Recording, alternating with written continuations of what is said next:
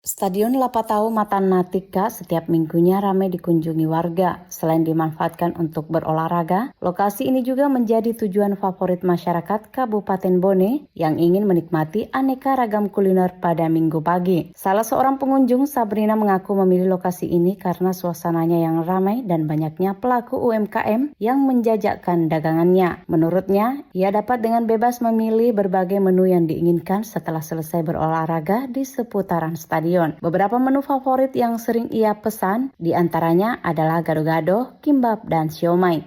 Yang buat Kak tertarik itu yang jajannya banyak orang, Kak. Pokoknya yang paling utama itu jajannya, Kak. Biasanya, Kak, itu yang pertama itu kalau sampai, Kak, palingan jogging selesai itu baru jajan, Kak. Itu di antara tempat jogging di Bone di stadion paling banyak tempat jajannya, Kak. Jadi biasanya kakak membeli jajanan apa di sini, Kak? pertama itu gado-gado, kimbap, seblak, sama somai, Kak. Ramainya pengunjung di kawasan stadion ini menjadi berkah tersendiri bagi para pelaku usaha. Salah satu pelaku UMKM, Andi Nurdesti, mengungkapkan bahwa ia telah mulai berjualan di seputaran Stadion Lapatau Matanatika sejak September 2023 lalu. Andi biasanya mulai menggelar lapaknya sejak pukul 6 pagi dan berjualan hingga dagangannya habis, yang umumnya terjadi antara pukul 8 hingga 10 pagi. Ia menyebutkan bahwa sejak berjualan pada akhir pekan di area stadion, seluruh dagangannya hampir selalu ludes terjual. Mulai 2023,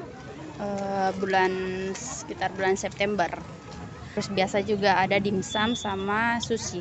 Biasa jam 9 habis, biasa juga jam 8, tapi kadang juga jam 10, tergantung. Jam 10, biasanya kita datang menjual jam berapa? Sebelum jam 6. Sebelum jam 6, Kak.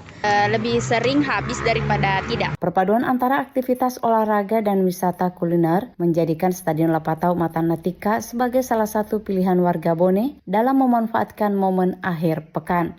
Informasi selengkapnya dapat Anda baca di portal berita kami rri.co.id dan jangan lupa untuk mendownload aplikasi RRI Digital di Play Store.